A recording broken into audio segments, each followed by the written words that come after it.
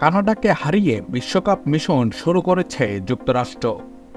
তারপরও পরের পর্বে যাওয়ার পথটা তাদের জন্য অনেক কঠিন, কারণ পরের ৩ ম্যাচ খেলতে হবে ভারত, পাকিস্তান ও আয়ারল্যান্ডের মতো দলের বিপক্ষে।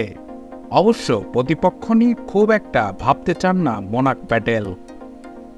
শক্তিমত্তা বিবেচনায় ভারত, পাকিস্তান যুক্তরাষ্ট্রের থেকে অনেক এগিয়ে। তবে মাঠের ক্রিকেটে প্রতিপক্ষ যেই হোক, ভয়ডরহীন ক্রিকেট খেলতে চান মোনাক।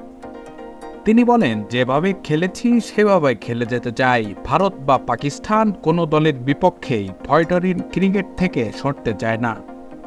১৯৫ রানের লক্ষ্যে খেলতে নেমে প্রথম ৮ ওভারে ৪৮ রান তোলে যুক্তরাষ্ট্র।